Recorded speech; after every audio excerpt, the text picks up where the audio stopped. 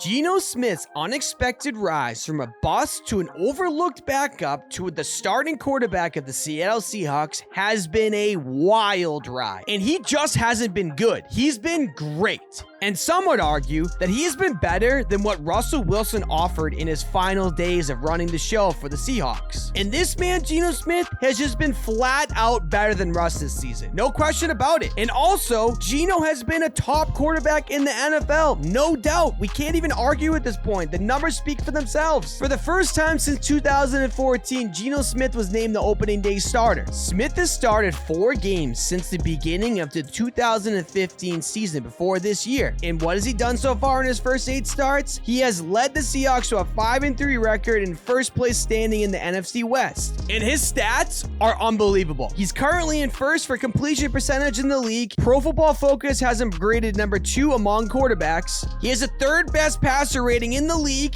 and he has the 4th best QBR in the league. Outside of Saquon Barkley, this man is a lock to win the Comeback Player of the Year. He's just been unbelievable. And if anyone told you that they thought this was going to happen, you can call them a liar, because no one thought this was coming. But what if I told you Geno Smith has officially broke the stupid system quarterback narrative because he is one? And that's not a bad thing. Let's start by saying this. Being a system quarterback is not bad. Say it with me. Being a system quarterback is not bad. If you ask me, it's a compliment. And not being a system quarterback is more of a shot at the team you're on for not being able to provide you with a successful system for you to thrive in. Since when is it a bad thing that your employer puts things around you to help your success? When it comes to these young players coming out of college, they have the weight of the world on their shoulders. And they're expected to save billion-dollar franchises right from the jump. And unfortunately, when you're really good at the game of football, you will be drafted by a bad team most of the time. And a lot of these bad teams have absolutely no system in place at all. And personally, I believe several of these bad teams are ruining their prospects right off the rip because they do not know what they're doing. They're just putting these kids in horrible positions and blatantly setting them up to fail. And somehow, being a good to great quarterback in a really good system is a bad thing? Whenever the system quarterback argument comes out, it's always hilarious to me. It makes me laugh because it's never any sort of compliment. It's a person trying to take a shot at a quarterback to prove their argument right because they want to invalidate what they're doing. The term was originally meant to diminish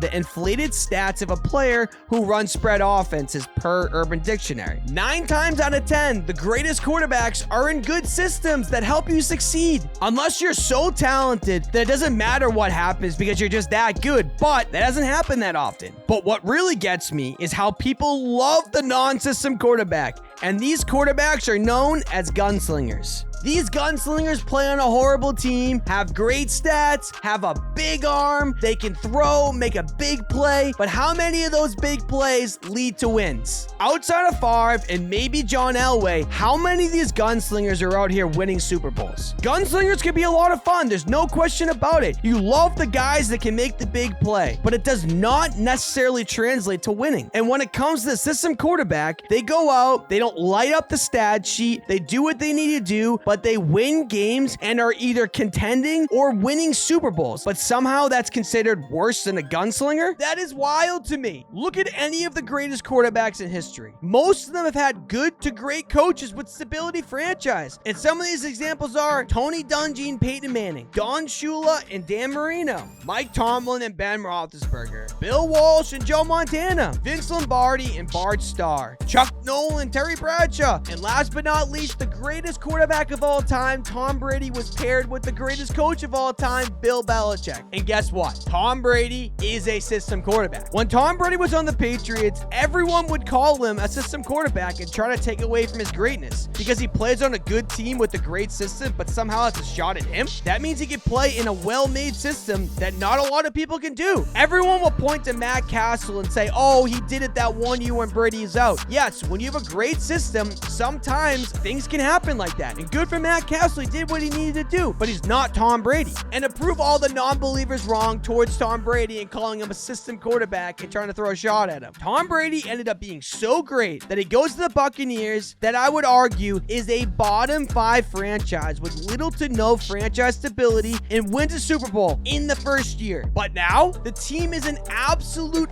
full dysfunction, but they'll still be relevant because of only one thing: Tom Brady's greatness. But this is just the truth, and I'm a Patriots fan. He would not have won all those Super Bowls without the system placed around him on the Patriots. And it's funny, I know people are going to look at what I'm saying right now and call it a shot at Tom Brady, but it isn't. It's called having good fortune and taking advantage of great situations and running with it. Because at the end of the day, Tom Brady is just that great. But Bill Belichick really helped Tom Brady become so great. They're that important for each other's success. And just because one is great and the other one is great, that doesn't mean that it takes away from each other's greatness. I don't see what's that hard to understand about that. And here's a more recent example. Look at Patrick Mahomes. Yes, he is incredible. Honestly, I can tell you right now, he's one of the most talented quarterbacks I've seen. He can do it all. But you don't think having one of the greatest offensive coaches of all time doesn't help him? Patrick Mahomes can go to any team and be successful. I know that for a fact, and I'm sure you're thinking that as well. But he would have not have reached this insane level of success without the coach and the system being made so clearly for him. Football is a team game, and if you want to be great, you need to have good to great things around you, including a system. Which brings me back to my initial point. Geno Smith was straight up set up to fail by the Jets. He was thrown into the fire with no real shot of making it, and early on he did what he needed to do, but the franchise instability just caught up with him. But instead of being flushed out of the league, he was presented with a choice. He could either be done or become a backup quarterback and wait for his next chance. And he chose the second one. He was like a backup for 7 years. He stayed true, believed in himself, and he worked all the way back to this opportunity with the Seahawks. And let me tell you, he deserves this just as much as anyone. But with that being said, these opportunities do not happen that often. This Geno situation is rare. And while I was writing this, it kind of dawned on me. How many of these players that are out of the league should be in the league if they had the right tools and coaching around them? Say it with me. They would be system quarterbacks and they'd be better for it. That's it, y'all. If you made it this far, you obviously liked it a little bit, so you make sure you hammer the subscribe button,